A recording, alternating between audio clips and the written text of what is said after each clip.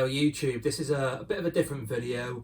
In this Xbox collection video, it's going to be a merge of my games collection for the system and my memories of the system. And the reason for that is because I don't really have a huge collection for the Xbox.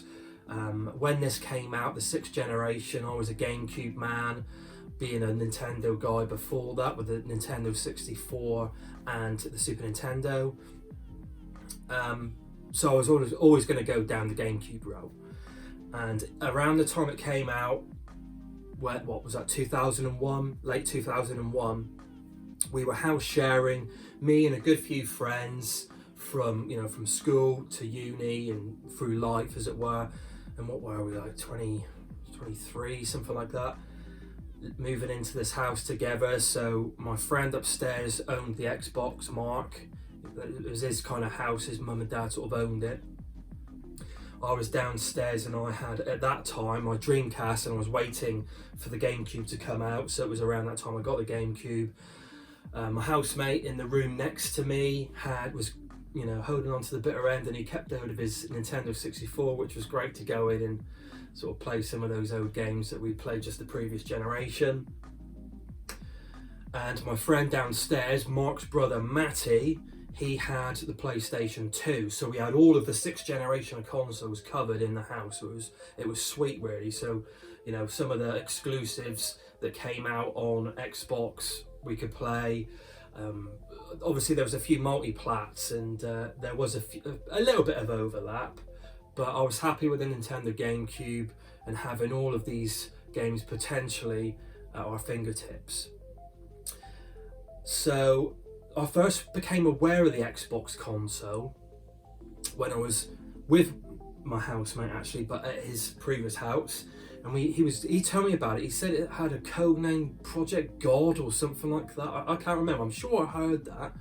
Let me know what its nickname was for the Xbox. And it was Microsoft bringing out a console, and it seemed so daft, didn't it, that this sort of tech. Or did it seem daft? I don't know. It just seemed like they were going into a different realm. This massive Microsoft tech giant from computing into the home console market. So, but obviously they had the money there for financial backing. They've got the history with PC gaming, architecture and OSs. They could cover quite easily, operating systems. And of course they did the operating system in the Dreamcast. Prior to releasing the Xbox, or was it the operating system in the web browser as well for the Dreamcast? But anyway, here it is. In case you haven't seen the console before, it's the OG / original Xbox. Blimmin' great beast. Don't like using the term OG or original, but it does help to sort of explain things in the climate. I mean, Xbox really balls things up, I think, with the 360. I mean, if you're going to go down a number route for your consoles and your names of your consoles, make sure it's in sequential. Xbox 2 would have been fine, or Xbox Elite. Just give it a name like Nintendo do and still do, or did or still do with their consoles, with the Switch, etc. Give it a name. But I quite like what PlayStation have done. I know it's a bit boring, but at least PlayStation 1, 2, 3, 4, easy. 5, easy peasy. This, they really balls it up with the 360, and then what was it, the Series X, the Xbox One, the Xbox One X. It's farcical. But anyway, I'm going off tangent. The Xbox, big beast, network, that was a huge thing for this, wasn't it? And Xbox Live, some multiplayer. We didn't really play too much of that online with the Xbox, but we did, obviously with the 4 ports, play loads of multiplayer games. And my mate Mark's Xbox back in the day, and of course it's got the DVD. I've got the DVD remote for it, and I think it's got a pretty decent operating system in there, and it is regarded as the most powerful console out of the 6th generation. Although obviously Nintendo can get the most out of their system, and it could go toe to toe. And I know that when there tended to be a multi-plat game, the Xbox one tended, not all, always, as a general rule of thumb. The Xbox version tended to come up on top with its capabilities of getting better resolutions and performance issues, just smooth frame rates, etc. The controller. Now, I do want to get what I think the Americans call it the Duke. I don't think we ever did. I mean, I'm from the southwest in England, and what we used to call it the pasty, because it looked like a blimmin' great massive pasty to hold. And it was one of them when we played multiplayer. Eventually, these smaller pads would come out, which, you know, these were intended for the Japanese market, and become their staple afterwards. Once these started coming out, my mate Mark bought a few of these, but he always had the one past the original Xbox controller left over, and it was always like, oh, you know, we'd always do like short straws to see who would get the donkey pad, the pasty pad, and yeah, it was just one of those really. So the control pads, all, you know, really nice, and they haven't really changed from that. Still feels nice and comfortable, quite chunky, but good, responsive. I like the colour of these buttons, but I didn't like the way they sort of protruded.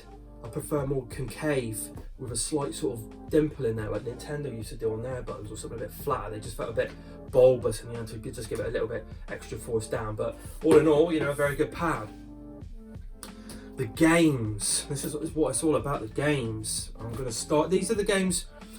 I'm going to do this in chunks, really. Games that I started with, or played back in the day, then go on to games that I picked up when I came back from Australia and decided to pick up my console, pick the Xbox console up, and then all the games I've picked up since becoming a collector fairly recently in the last year or two. Right, so we're going to start with a blimmin' obvious, Halo and Halo 2. We played the hell out of these. Obviously it lent itself so well to multiplayer. I'm not a massive fan of the franchise, but you know, it is very, very good. But I'm not a huge sort of first-person shooter person like that anyway. But there's no mistaking they were brilliantly produced. You know, playing online was fantastic. The two-player, you know, jumping in the buggy, the Hulk, wasn't it? Someone driving, someone shooting on the back. Just hours and hours of fun. Sublime, seminal games for the system. Now this is one that I always associate with the Xbox. This game back in the day absolutely knocked our socks off. I remember Mark coming downstairs and you know, showing me this in a magazine he picked up, or it might have been online, because obviously the internet was in its infancy then, or you know, a few years in. And looking at this, I was like, my God, this looks incredible. I think he might have got it on a demo disc, actually, at least something. And we tried it out, and oh my God, it blew us away. The graphics were fantastic. The light in the dark, the lighting system in this was really powerful. And of course, it was a stealth-based game, which I absolutely love. I know it's not everyone's cup of tea, but you know, I love them. The ability to stun the enemies, sling them over your shoulder, or drag them into the shadows and hide the bodies, and yeah, all the moves that Sam Fisher could do, like you know, holding onto ledges, doing the splits up into corridors, and aiming your little sniper pistol down at them. Your night vision that you had on your goggles with that brilliant classic sound of them booting up. Excellent. Loved the series, went on to play 2 and 3 on the Xbox, but since becoming a collector, like I said earlier, I was a GameCube man, so I've got the Splinter Cells on the GameCube, and I also have their HD collection on the PlayStation 3, which is a very good collection to have. Now, these are some of the other games we played back in the day. I had the Dreamcast, and I was, you know, I held out and got the GameCube, but on the Dreamcast, we used to all love playing in the house. Oh, crumbs, Metropolis Street Racer, which then became Project Gotham Racing 2. And the kudos system in this, style points for, you know, taking corners at high speed but beautifully, just brushing past cars and overtaking, you got points for that, and obviously your speed and your overall performance was recorded via the kudos system, which was your kind of experience points. Brilliant. Yeah, we played this for hours and hours, multiplayer on a massive screen, drinking and smoking. Good days. Good days. Fighting games. Now, This one we played previously on the Dreamcast, which I owned, Dead or Alive 2, and this was Dead or Alive 3. This raised the stakes. You could see, I mean, the graphics were excellent on the original, on the Dreamcast, but on this, when it came out, they were just nudged that little bit up. Beautifully smooth, plays really smooth as a fighter, buttery animation, really good. Good roster of characters. Not my favourite fighting series, but it's definitely up there. It's always they're always good fun fighting games. The Dead or Alive, and of course the big draw of that one was the interactive arenas and the destructible environments of the stages and the levels. You could knock your opponent through one part of one building, and then they fall through the floor or fall out of a building down into a river below and things like that. Brilliant. Right, this next one is blimmin' hard, but I remember my mate got it, and I think he was struggling with it, but I played it and I did finish it. But it is hard. It's Ninja Gaiden. This was excellent. I really enjoyed this on the Xbox. Going through it, tough as nails, but a beautiful move set, beautiful visuals, lots of enemies, fantastic boss fights. Yeah, really got the blood pumping as well. And you do all the wall running, and you're jumping on different levels. Really had real thinking man's kind of adventure action brawler. You couldn't just run in there. You had to look at the enemies ahead and plan your moves correctly, because if you messed up, you were punished for it. Brilliant game. Now this is one that's obviously seminal for the system. Seminal game, and my mate played it, Mark, and I'd go up and watch him, and I was really waiting for him to sort of finish playing it, so I would then borrow his Xbox and go up in his room and play it. And it's Knights of the Old Republic, and in this you could go the light way, the good way of the Force, to Jedi, or you could go to the dark side of the Force.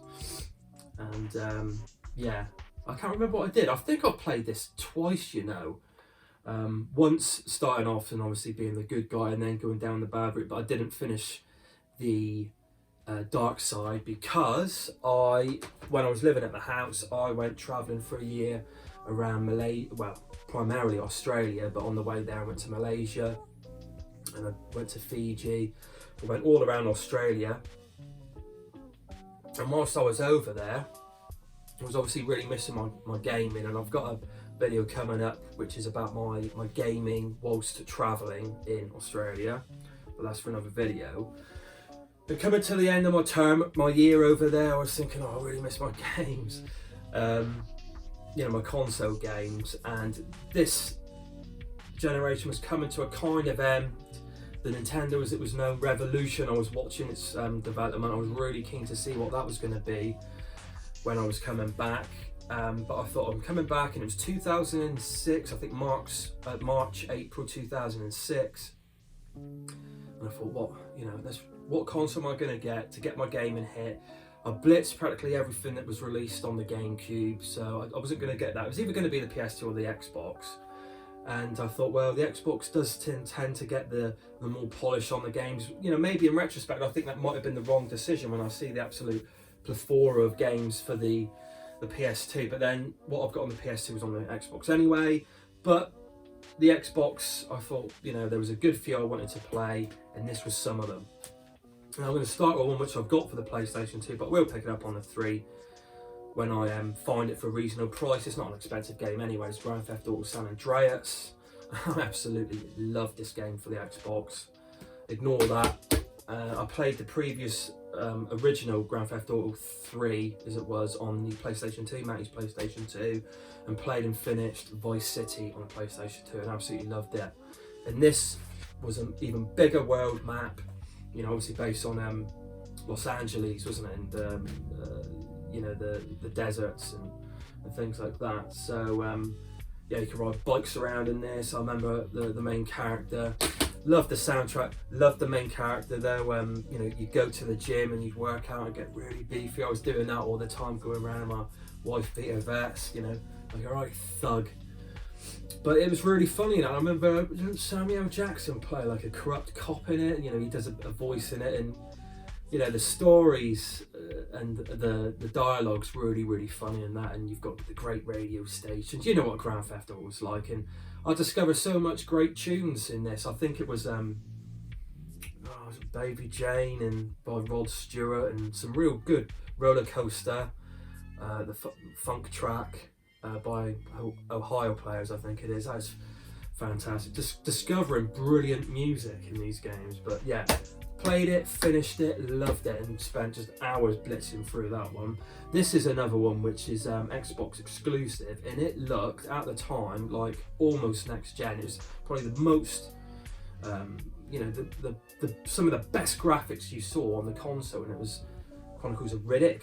Vin Diesel, not a huge fan of him, nor his film. I haven't really watched any, to tell the truth. I think I've seen bits of Pitch Black that this is kind of derived from.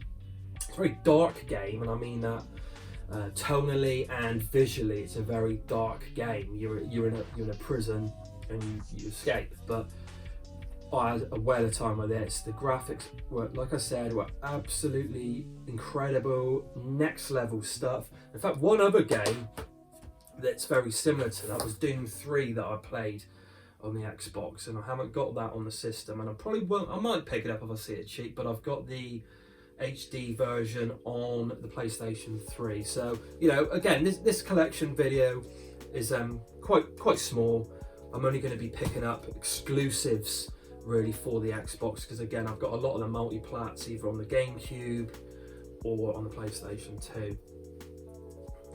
Far Cry Instincts, this one looked incredible, and I had a whale of a time with this. Didn't you pick up like, or gain sort of animal powers, you know, with sight and stealth? And I can't quite remember it. Again, I played this, you know, 15, 16 years ago now. But the location in this was beautiful tropical island to explore, and yeah, lots of different weapons to acquire, and stealth-based things sneaking up on enemies through the jungles and the branches. And did you glide in this one? And I think you had access to a few vehicles, but they built on the vehicle side of things in the subsequent games in the franchise. But yeah, loved this, played this through and loved it. I'll save you for later. Half-Life 2. This one was on my radar. I just kept on reading about at the time the physics engine that Valve had developed for this, and it was kind of, you know, pretty cutting edge. They really put their heart and soul into that tech, and that was then implemented into the game, and it showed. You know, you have the gravity gun, which is synonymous with this and well remembered. Then you would obviously, with this gravity gun, pick up anything that was metal, huge barrels, spinning serrated blades that you would spin to chop off limbs and heads of your poor nasty enemies. And yeah, just a fantastic game. A benchmark game for physics and graphic fidelity at the time. Brilliant, loved it. Right, now last are a few games here that are RPGs that I had to pick up and play through. Played and beat all these. Knights of the Old Republic 2, kind of more of the same. I can't remember what the extra thing was in this, but I played through it and beat this one again. I preferred the first one. Maybe it was because it was just sort of more of the same. You know, didn't do enough things differently. But yeah, still a very good game. Definitely recommended. One that I was really looking forward to play was this, and I loved it. I loved the kind of old Japanese, Chinese lore, mythology. So they really tapped into that with your dragons and your art of fighting tigers, and you know, some ridiculous fancy martial arts special moves in this, and you would pick your own character, different characters, and they would then acquire different skill sets. Beautiful world to explore as well, and power-ups, and a very good story. You know, I think they could revisit this. It was a great world they created, BioWare, but maybe this will, you know, maybe we will see a Jade Empire 2, you never know. But I really love this one. When I was on the, you know, on my GameCube, I'd look at a few game magazines. I'd go on early IGN, the game website back then, in GameSpot, and I saw this game coming out for the Xbox, and I was like, it ain't gonna come out for the GameCube, is it? And it didn't. And this Elder Scrolls Morrowind, it just looked like a much more serious, sort of darker an expanded Zelda. You know, I remember seeing some of the screenshots and magazines of a guy, one of your protagonist, your character, on a horse and just with this beautiful landscape behind, a real colourful, lovely landscape, and I was just like, oh, I've got to play that game. And yeah, played this for hours. Fantastic game. Only played the original. This is the Game of the Year edition with all the expansions on, so I might go back into those. I don't know how it works. It might just be an expansion on the actual game itself. Go back into that one day and play those again. Right, in this last batch of games are the games that I've collected alongside these since becoming a collector for the system. The Xbox is the most recent system I've collected for, and again, a lot of these are covered. It's not a massive collection, but some of these are the ones I've learnt about through watching other YouTube videos on these particular game collections, looking online for top best ofs, exclusives and things like that. Just, you know, I'm interested in video games, as you know, hopefully we all are, or a lot of you are out there, and you just gain more knowledge in the field. First one here is Advent Rising. Nice sci-fi adventure. Don't know too much about it, but apparently very, very good. I can't tell you too much about some of these. Thief. That's my little... Gotta work out how to get rid of that blimmin' hourly chime. Thief. Love my stealth games, as I've said, and I will always say. I haven't played this one now. This is kind of where it started off, wasn't it? Or, you know, the Thief series, not this game in particular, on the PC. So I'm really keen to give that one a go. I love the kind of medieval world that this game's set in, sneaking about in the shadows, taking people out quietly, going in, picking locks. I love all that, brilliant. Mech Assault, this is a Xbox exclusive, a mech game. Surprise, surprise. I'll start covering some of these up now. Oh, this one, I picked this up on the PlayStation 2 and loved it, but I've got Coast to Coast on the PlayStation 2. I've got this one obviously on the Xbox, and it is absolutely brilliant. I love it. I'm not a massive racer fan per se. I like my arcade races primarily, and this just is joyous to play. I think it's better than the original. I know I'm not alone there with that kind of statement, but in addition, since picking this up, I was on a WhatsApp group, and I asked the guys, look, you know, any cables you recommend me picking up to make this look really sweet on my HD TV. And I think Dylan, Hyper Trigger X, piped up, and a few others. Cinny Steve, thank you for your help as well with that. Gave me a suggestion of a cable. I've picked that up, and it's just night and day difference. The colour, the vibrancy, the fidelity, the sharpness. Yeah, beautiful. And Outrun looks spectacular on it. Really, really good. This one, Mad Dash Racing. I always thought that Nintendo could have done a racing game with the characters actually running around, not in a vehicle or anything like that. Maybe they will do it, or maybe Mario Kart's already just fully tapped into that kind of racing formula. But this looks really interesting. Yeah, different creatures, animal characters running around. Just these crazy fantasy-based courses. Obviously, you get power-ups to do different things. Again, I need to boot this one up. I've not played it yet. It's been in the collection a little while.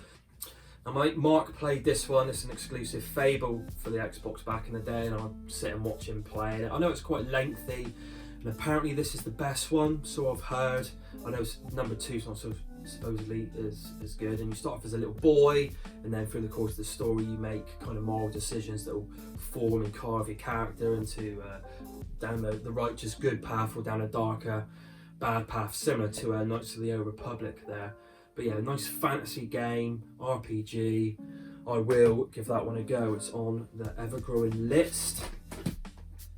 Dead or Alive Volleyball, recent-ish pickup. I picked this up January, I think, or just before Christmas. I can't remember, but only a few months ago. Me and the wife have played it. It's very, very good. Good bouncy fun, if you know what I mean.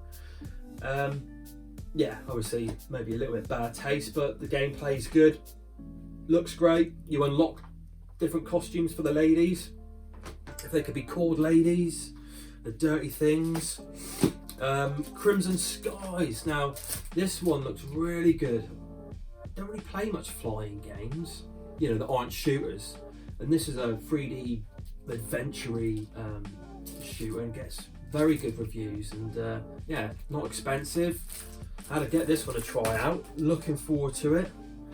Panzer Dragoon. I think Mark had this, but did he finish it and sell it? He might have done. He might have done. And I never got round to playing it. Or did he just have a demo? I can't remember. But I was always interested in this one. It's supposed to be quite tasty, difficult in places. And you're flying this dragon around and it's a 3D on rails shooter, and it looks brilliant. It looks really, really good. Really looking forward to that one. Not many platformers for this system, but this one always stood out. I remember reading about this one. I do like my action platformers and adventure platformers and just straight up platformers, whether they're 2D or 3D, and that's Blinks. The time sweeper, and it's got like a time traveling mechanic in it, whether or not it's time traveling to an extreme sense or like Sands of Time, maybe we can rewind for your mistakes. I don't know. Let me know in the comments. I will get round to getting this one. Apparently very good.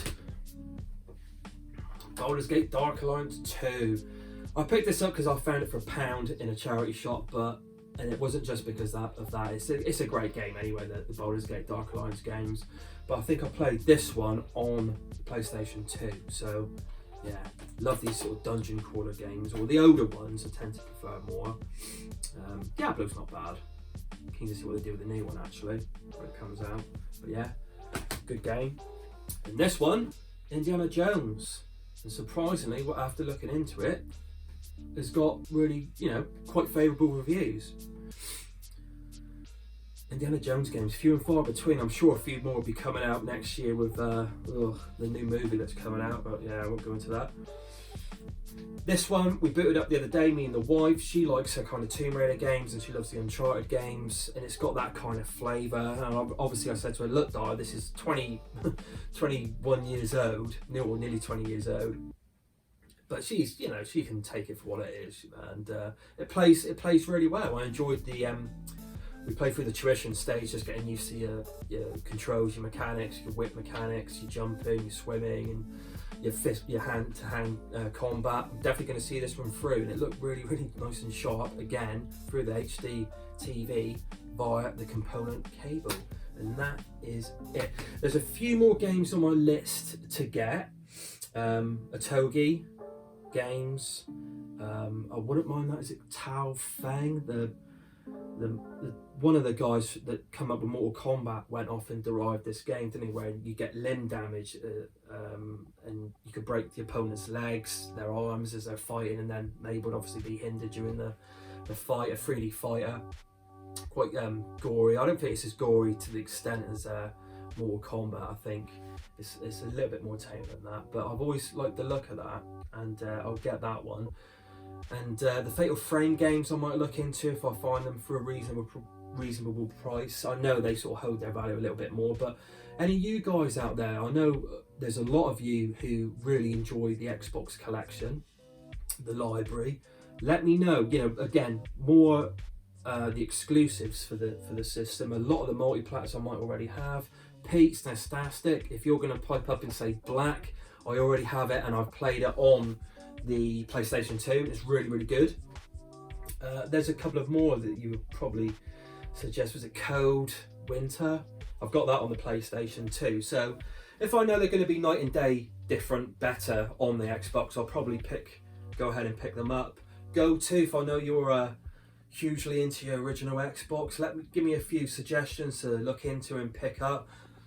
Like my adventure games, like my horror games. I know there's a few horrors, Fatal Frame, like I've said before, but any of you, if you've got any suggestions, please let me know in the comments below.